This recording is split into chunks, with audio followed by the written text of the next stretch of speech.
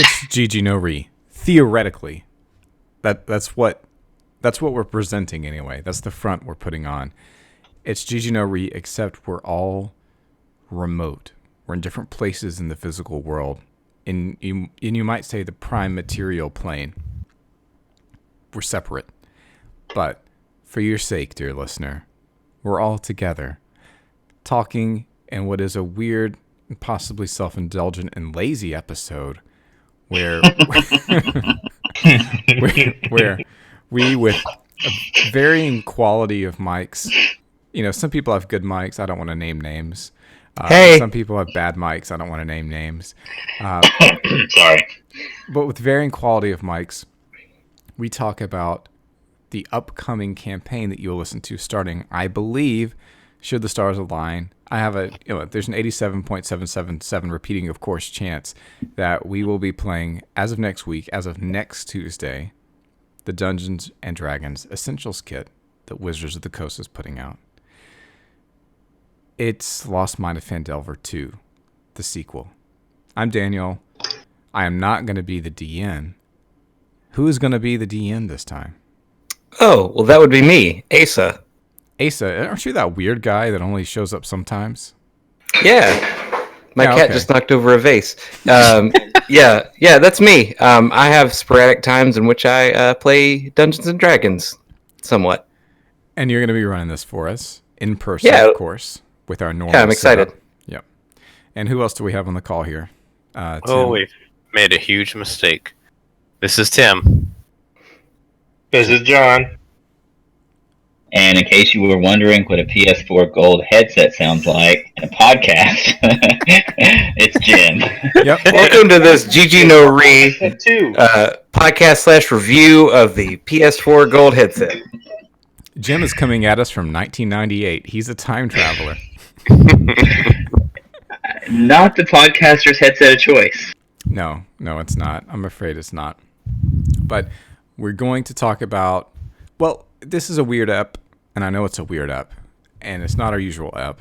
It's just because we want to produce content. We look out and the world is dry and parched. Like when you look for stock photos of desert and it's just cracked land with little shoots of grass coming up. That's what the content world is. And we're trying to remedy that. Ooh, look at that. Ooh, what's that in the horizon? Is it a cloud? Yeah, perhaps. Oh, what's that coming down from it? Is it content? Yes, content. Watering the land, making plants, which is in this extended metaphor, which is your interest in life and continuing it, making it sprout up. That's what we're producing here tonight. You grew an Asa. We're going to talk about lots of different things. At least two. Definitely two things. We're going to talk about what this thing is that we're going to do, the new D&D Essentials Kit. What we expect from it, what we hope from it, and the kind of PCs that the players are going to build in order to make Asa despair of his own life. Come on. So, last time, this was never recorded because Tim, you ran the original starter kit for us, which this is like starter kit 2. Yeah. I had printed out on cardstock and color all the maps, the mappy maps. Yeah, are you going to do that for us, Asa? Are you going to spend the money to... This one actually comes with maps. Oh. What? Yep. Like printed out map that you can... Yep, unfoldable. Yep. Shut up. Yeah. Well, I don't know that they're like super in detail as far as like dungeons or whatever goes, but from what I've seen in the kit, it is...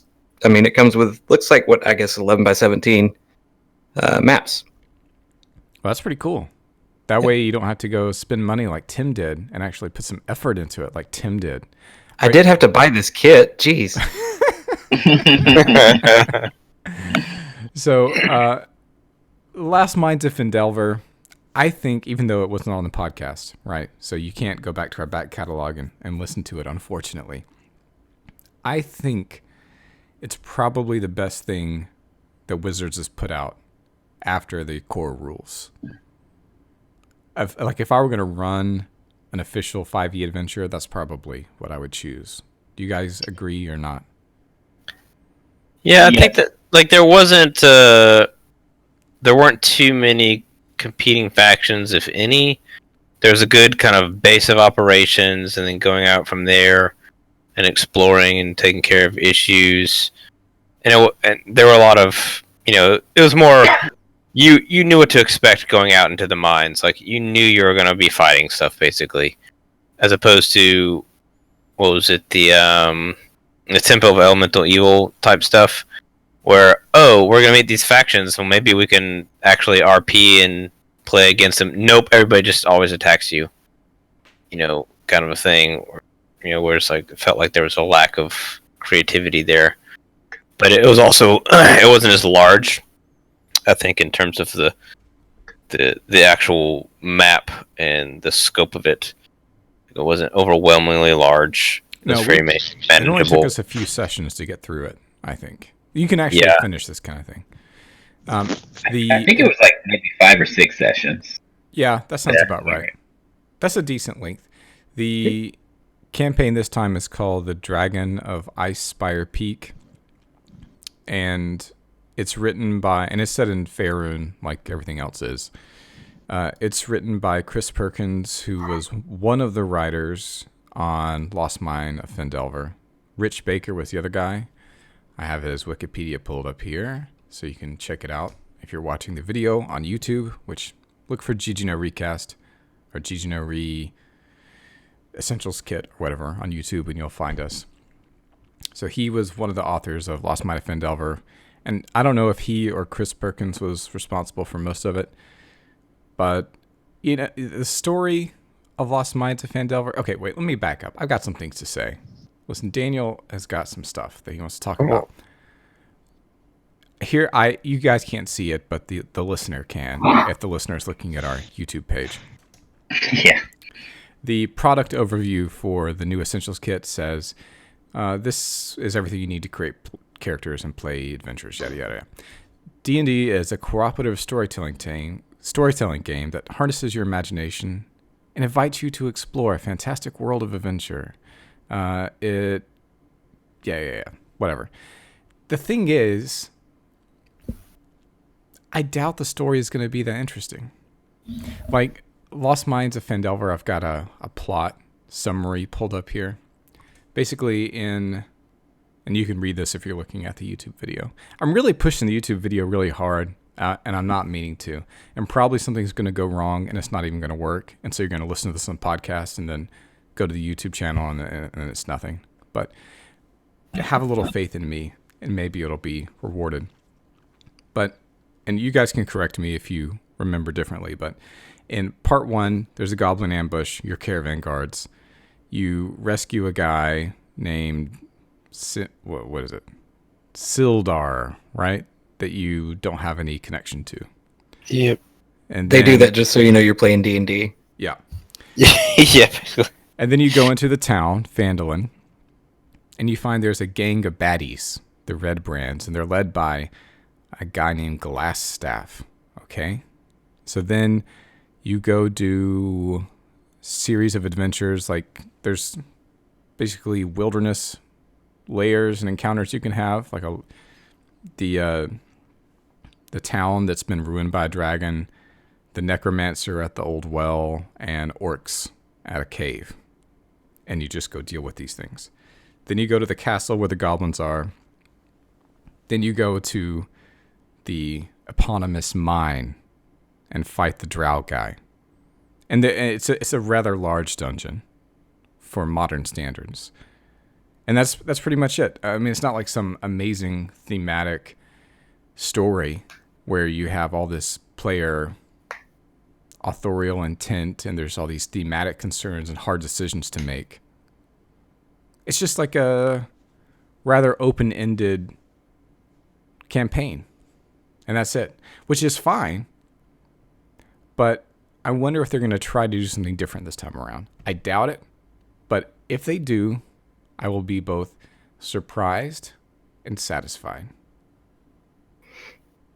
What's fun for me is that I think that the only actual WotC thing that I have played was that what was it that Jim ran when I first started playing? Oh, Out of the Abyss.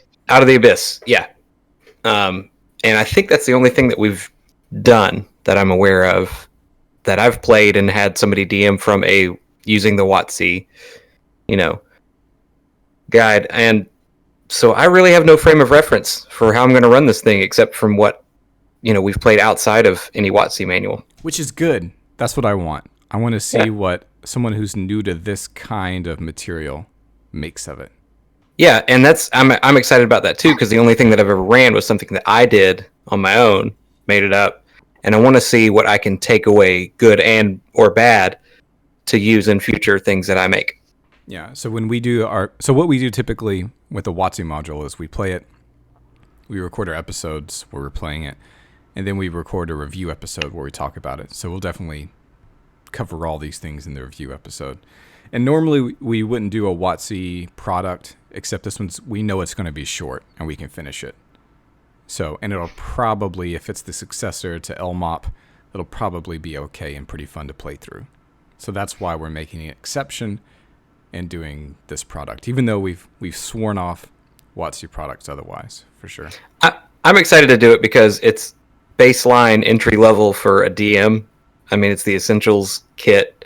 So, I mean, it will give me the tools that I need, to try and learn without having to stumble over my own work, having something laid out for me. It's going to be nice. So is there anything else we want to discuss about the module itself before we get into our characters and how we're approaching it? Get ready for a lot of character voices. Oh boy. All right. Yeah. I don't know. I feel like at this point we're just kind of speculating. I really, know next to nothing about it. I'm excited to see. And that's part of it. So how do you make a character for a game that is intended to be bounded? Like, we know there's not Essentials Kit Part 2 kind of come out anytime soon that we can pick up immediately afterward. So how do you make a character for this kind of thing? What are you trying to do? What's your approach? That is a topic that we're naturally being led into. And by natural, I mean unnaturally, because I'm intentionally directing it with human intent using my mind. And that's where we're going now. Yeah. No, that was a great segue. Thank you. I appreciate that. So this all began with a conspiracy in Alabama with John and I, that's Daniel and John, talking about what characters we wanted to make for this campaign. John, have you overcome your technical difficulties? Are you actually in this call? He doesn't look like he's in the call. RIP. Well, I will have to speak for him. I told y'all. And the He was things... never actually in the call. And I'll say, kind of behind the scenes, it wasn't clear to me if you guys actually had talked about it or if you were just joking about talking about it. Like, anyways, go ahead. Yeah, so John and I did talk about it, and I, Daniel, hardly ever get to play, which is not a problem for me because I enjoy the GM side of it. But when I do get to play, it's an interesting change of pace, and it comes with some conundra that are challenging to take up. And John and I started off with trying to come up with a little 2-player combo that would be annoying for Asa and satisfying for us. So I think it'll be satisfying for me as well. Yeah. So we both chose to be... Well, we started mechanics first. I knew John would start mechanics first. Now, maybe he would defend himself if he were here, but he's not here. So we can just assume that whatever I say about him is true and keep that assumption for the rest of the podcast. Sure. Yeah. So I think he decided he wanted to be a Warforged, which is something that came about in the 3.5 era with the Eberron campaign setting, and they're living robots. So Warforged is not in the PHB, I don't think. No, it's not. But I think it came in PHB 2 or an errata or something like that. It's one of the first ones they released after that. Yeah. But it's been around in D&D forever. So he said he wanted to be a Warforged, so we okayed it with Asa. and I chose to be a Warforged too. And the thing with the Warforged is that you can make them very tanky because they get natural AC bonuses even without wearing armor, and they tend to have strength and constitution bonuses. So I'm pulling up my character right now. If you're on the YouTube video, you should be able to see it. I made a cleric and a paladin. The one I'm showing right now, which I think is the one I'm going to use, is a paladin named Volt. And yes, I know in Latin it would be pronounced Volt, but we're in America here. We're in God's country, and so it's going to be pronounced Volt. And I'm a paladin, and I start with 20 AC at level 1. Hello, AC department. This is ridiculous. And at level 2, I'll be 21 AC. So I am going to do my best to make sure you do not reach level 2. so it's kind of dumb, and there's really nothing you can do about it, Asa. And John So also... is the AC from is it from fighting style level 2? The 21 AC will be, yeah. Fighting style level 2. That's So- sick, bro. It is sick. So John is going to be a fighter, Warforged, and I'm a paladin, Warforged. So you pick one of the options for Warforged gives you AC 18 basically at level 1. And then if you use a shield, you're 20. Problem solved. So I'm going to be doing that. And John, I know, chose a fighter with the same kind of build. So we'll Yeah, have very two... similar. Oh, there's that boy. There's that boy. There's John. So we're going to have two very tanky boys. And I don't know what John's thought process was, but I thought first of the annoying party role I wanted to play, which as a GM, I hate when I can't hit the players. And that's what's going to happen here. I'm just saying, it's going to it'd be rolling really bad. D20s for no reason. it'd be really bad if something happened to your shields, though. It's not going to matter. I'll just Oh, pick man, up it might the happen. weapon. Or what if he like holds you guys down and pokes you? There's also no magic in this campaign, so we don't have to worry about magic affecting us and making us make saving throws. Yeah. So it's not going to be a problem. But then My mentality was simple. Oh, go ahead. No, you go ahead, John. I'll say my mentality behind mine was, get the Warforged, get that ton of AC going up, and then I wanted to do something that gave me a little bit of magical ability, so I could do some AoE stuff, right, centered on myself. So I took some Eldritch Knight, that way I could do Thunder Blast, or something like that. Basically, we're just coming out from my character in 20-foot radius. I'll be doing stuff to knock people down and do a little bit of damage, and just kind of battlefield control and try to aggro and run to the middle of a group of people. And that shows you a difference between John and I. He's thinking about level 3. I am thinking only about level 1. Well, maybe 2. I feel like you guys are using me as the tilde key for D&D and typing in God mode. So I think that I'm going to multi-class it into a druid probably and grab John. like Entangle John. so that I can tie everybody up and make it rough terrain so they can't move quickly, take Sentinel, that kind of thing. I can't believe you've done this. Thank you. Thank you for quoting that. But when I was thinking about it, I think John texted me first to tell me about the kind of character he was thinking about making. And so I thought, okay, I'll make something that synergizes with that and will be annoying for Asa, a Juggernaut. And then I didn't think about mechanically beyond level 1, although I just happened to see at level 2 I could up my AC, which was fun. But I wasn't really planning on that. What I was thinking is, how do you try to make an interesting character when you have zero idea what kind of situation they're going to be fictionally brought into? And so I came up with a little bit of a backstory for my character that would make him a blank slate, so that whenever anything came up in the upcoming module, I could latch onto that and say that my character cared a whole lot about it. So my character, I just made him some kind of creature. All the Warforged are supposed to be created for a specific purpose, like for a war or something like that. And I just imagined, well, it'd be cool if my character's war had been over and now he has literally nothing going for him. And his masters or whatever who created him aren't there anymore. and he has to define his own arc going forward.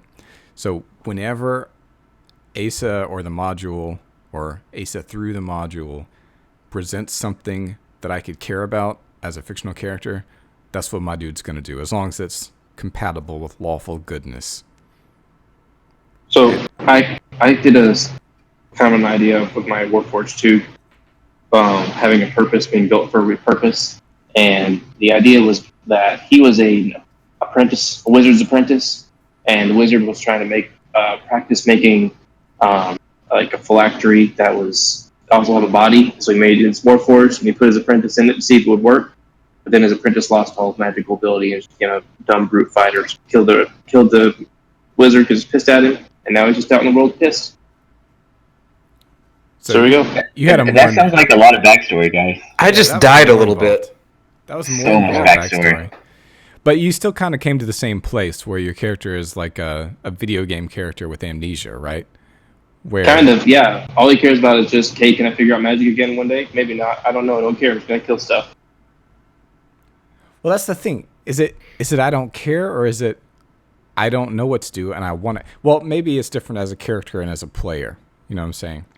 Yeah. As a player, I know I'm going to find something to latch onto that's at least lawful good-ish. And that's what my guy is going to care about. And I think in most D&D-ish kind of settings, that's what you want to do, is create a character that is open to experience and that will care about something deeply, even if you don't know what it is yet. That's my thesis for tonight. Oh, by the way, the map is 21 by 15 double-sided for the ones that they included. So it's 21 by 15. Is there just one map? Yeah, it's just one map that's double-sided, so technically two. Okay, it's probably 2 dungeons. Or 2 encounter It could be areas. an overland map. Probably. I think it's an overland map. Oh, really? An overland Yep. in a dungeon? Looks like it, yeah. Okay. Yeah, it's probably the final dungeon or the final encounter within the dungeon. I bet that's what it is. But I'm excited. I'm excited to prep for it. Yeah, I wonder, when you read it through, I wonder how much prep it's actually going to need. I doubt it's going to take a lot. I mean, it's a starter. Like I think it's even more streamlined than the starter kit. Like it's an essentials kit, so it's like very bare bones from what I'm seeing. So I doubt there's going to be a whole lot of prep that I have to do, but I am going to read through it and check it out. Yeah, at least you'll have to read through it, and then you'll see if you're going to need to do anything else. I mean, with the since we know it's all official content, and with the box comes a code so you can get all the digital content on D&D Beyond for it. Yeah, that's So- really cool. And I know you have a computer that you use, so you'll be able to have that available. So it won't be a matter of having to look things up. That won't be an issue. Yeah. It also comes with cards, 81 cards, magic items, and sidekicks. Oh, that's cool. So you can just hand Yeah. out the items. Yeah, That's really good. That's really good. That should be I done like that. for sure. Jim and Tim, did you guys make a character yet? If not, that's fine. Or do you have any ideas? Tim, you want to go first? I have not made one. I plan to for the session this week. If I don't default back to the old TWBB build. Which TWBB, I've got it up on the video right now, and you can just search for TWBB on ggnorecast.com, and you can find the worst best build. It's the way to make an OP fighter build that uses ranged attacks to make your dungeon master want to shuffle off this mortal coil.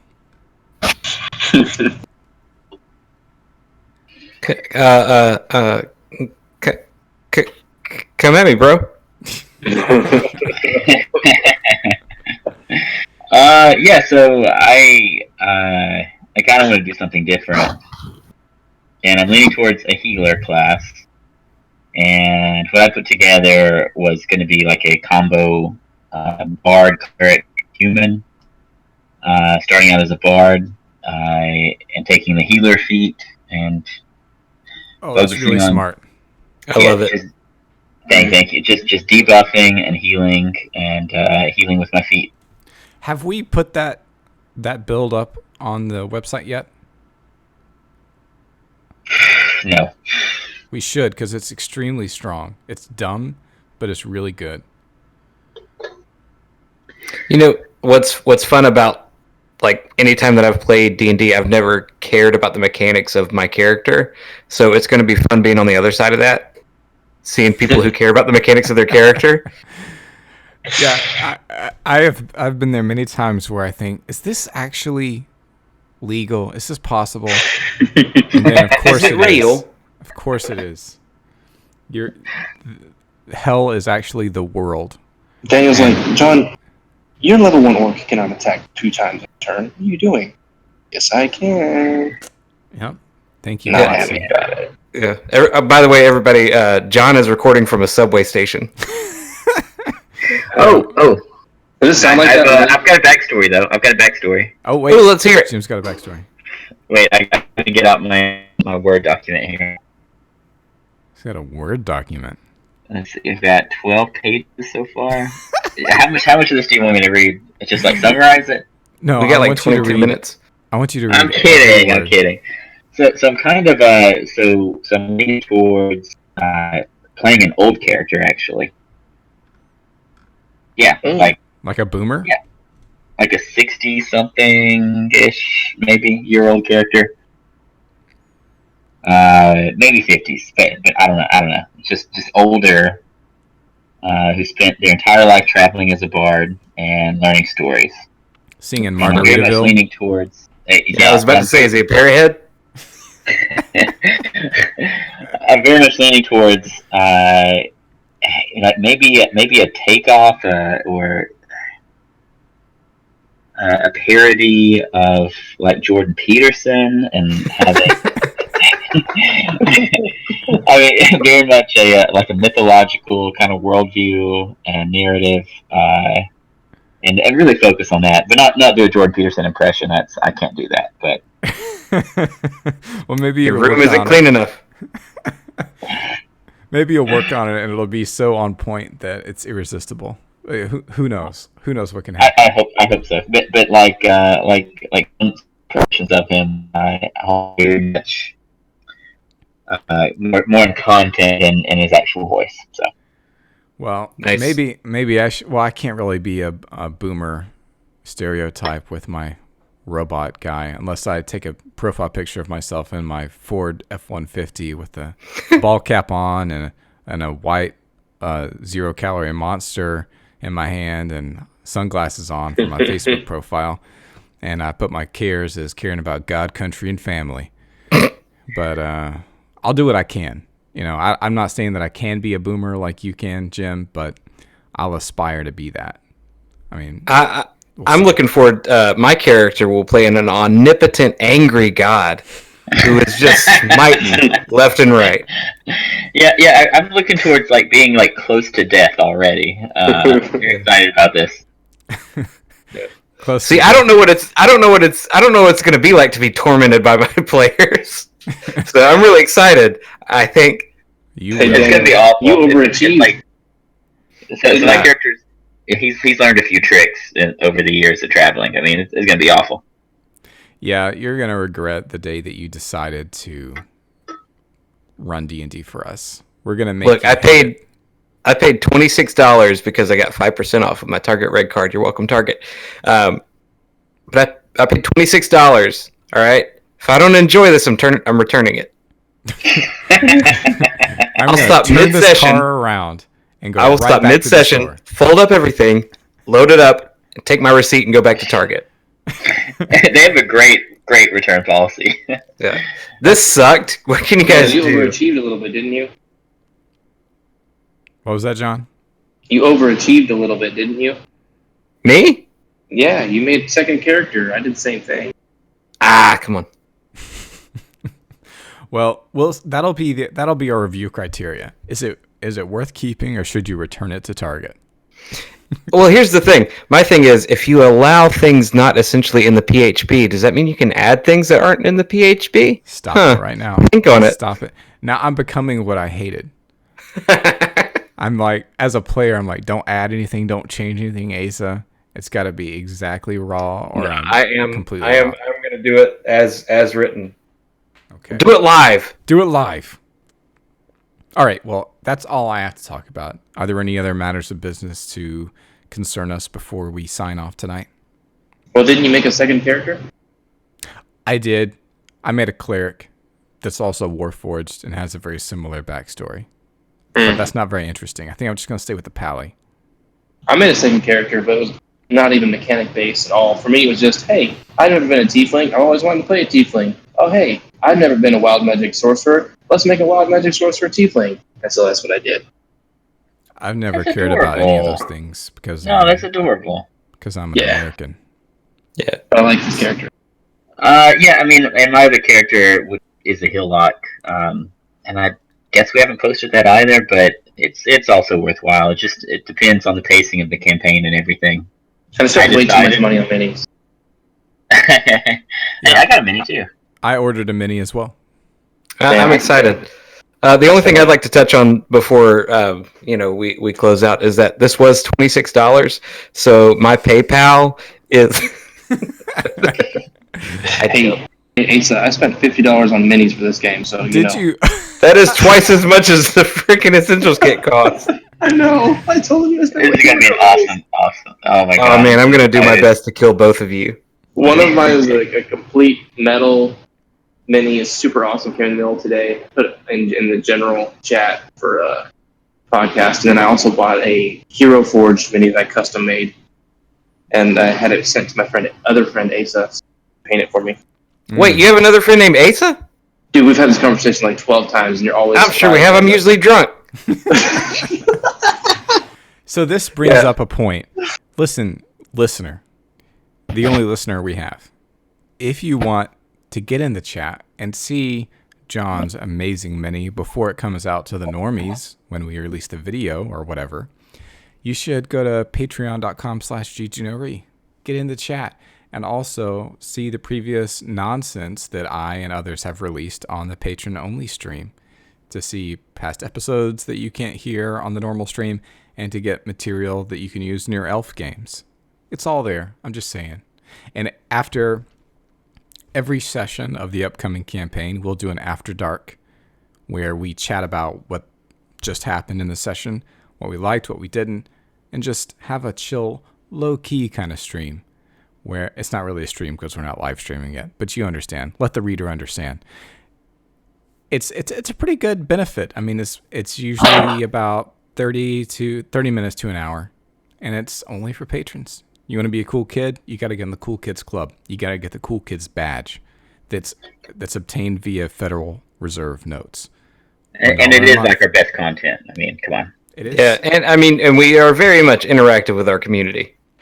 a community. You like that? I did that just for you. Asa knows that triggers me. All right, well, I It's reckon funny. until... It's funny because it is kind of a community sometimes. Oh, also, I need to. I guess I need to post my DM nanny that I sculpted. That's going to be watching over your dice rolls. That's I think really I need weird. to post that in the general. That's really weird, Asa. I don't know why you did that, and it creeps me out, but it happened in real life. Like I said, I'm usually drunk. I've got to know something. Wait, I've got to know something. So, are we planning to play this to completion, no matter what? Yes. Excellent. So that will be through level 6, I think. Ride or die. Ride or die. GG no Yeah. re. Insert Lil Nas X right here. Okay, we've done it. We've been copyright claimed. It's GG no re. All right, that's it. I'm killing it. Cool.